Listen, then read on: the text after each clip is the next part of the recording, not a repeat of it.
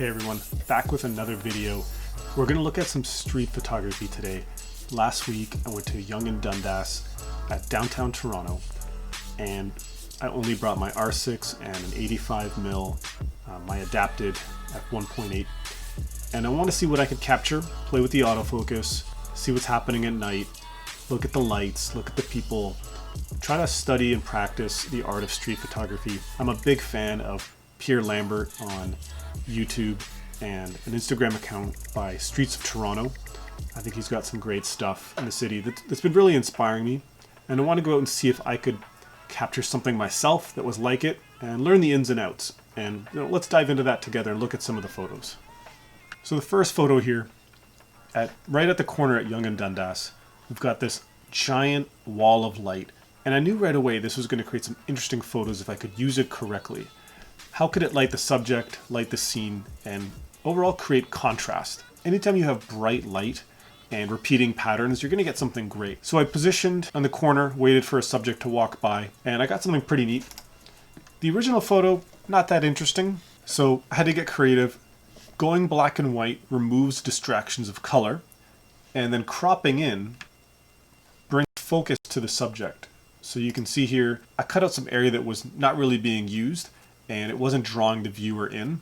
So I tightened it up, kept the contrast high. The white wall from the right brings the viewer in until you see the subject, and the photo has a nice composition. And then you got these lines drawing down and out. And I brought a vignette and kind of some burning at the bottom just to take away the viewer's attention. I don't want them down there. I want them up at the subject and over at the wall. But I didn't want to remove it completely. I was looking at some bikers, trying to capture them. This is popular, I think, by Pierre Lambert, always catching people way out in the distance with a 200mm and a 400mm doing things in the city. But the 85mm, maybe it didn't capture the same feeling. I didn't really love them. Maybe it wasn't compressing the subject with the background enough, or my framing wasn't really right. But I ended up cutting out most of the photo because I just didn't love, I was getting down low trying to get depth of field, and it just wasn't doing it for me. Same with this one. No matter what I did, I just couldn't get the crop right. Maybe my other shots were just stronger, and this one just fell to the wayside. This one ended up being a more traditional portrait. I just happened to see this lady on the street, big poofy orange hair, great contrast with her bright blue mask, just kind of standing on the corner by herself, looking around. I ended up cutting out most of the photo that just wasn't really doing anything for it, but I had an 85mm and I didn't want to get too in her face, so I just did a quick snap, and I think it came out pretty interesting. I also wanted to just capture what's happening with the pandemic right now and how people are behaving and what they look like. This one I planned a bit better. I went back to that wall of light and I wanted to try and execute it better than I did before. I ended up going into Photoshop and removing that line later, don't you worry. I wanted to really punch home the idea of symmetry, repetition, and contrast, and I felt this did a far better job, much less distraction than the other photo. More repetition on top of that at the bottom here.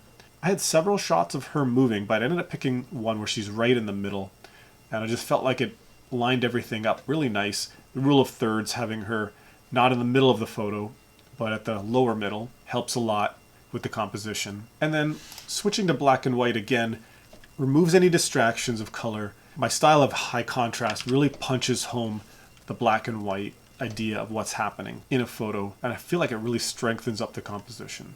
This photo, we were walking by the OCAD building, the Ontario College of Art, an incredible, beautiful artistic structure that unfortunately is very hard to capture with an 85mm lens. You really need like a 14 to 24. But I forced myself down this path to challenge myself. How can I capture this structure in this area uniquely? And after walking around the building, I happened to capture this couple wrapped around each other, walking by these giant pencil structures, and I really like how it turned out.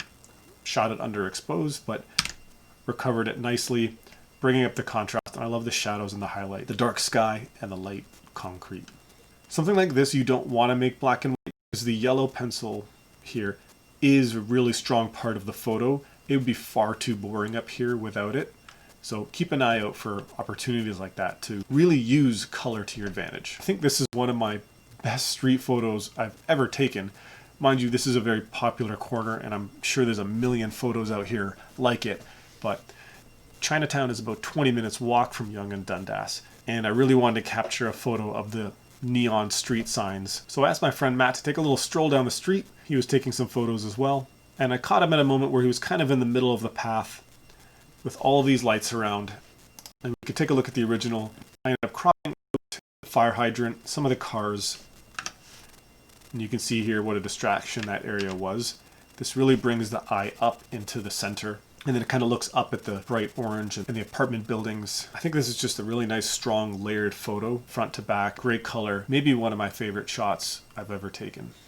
And the last shot of the night, capturing street cars in any city is very popular, and I really wanted to get the iconic red streetcar in Toronto. It's captured in a lot of photos of Toronto, so I wanted one for myself. And I'm actually thinking of printing this one out. I think it would look great. So let's break this one down a little bit. Let's take a look at my original first. I underexposed it quite a bit, and I shot it a little bit too wide. So I really bumped up the bright contrast, which unfortunately brought a little more noise than I would have liked into the photo.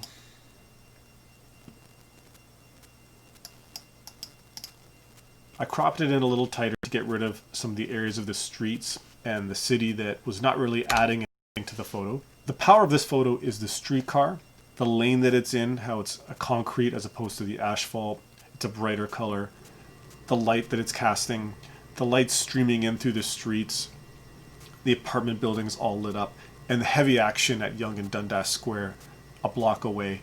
And then this cool couple here in the light. There's just so much going on in this photo. You can spend a lot of time looking at it and always finding something else out. That would be really cool, kind of hung up on a wall. There's a lot to take in. And my processing of it, I really went crazy dodging and burning.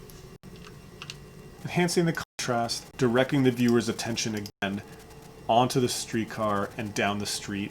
Really playing down the rest of the photo so it's less distracting, but it's still there. But to look at all of that just feels like a bit of a jumbled mess. Overall, it was a really good night of shooting. Really happy with the results. Got to learn more about my camera, get a little bit better at autofocusing, a little bit better at street photography. Got some great high contrast photos to add to my portfolio. Learned a little bit more about Toronto and its nightlife. A couple print-worthy photos that I'm really proud of. I hope to do more of this. I hope to try different lenses, get out there and shoot. Thanks for watching. Bye. If you enjoyed this and learned something, please hit like and subscribe. Visit demaninphotography.com or my Instagram for even more info. Bye for now.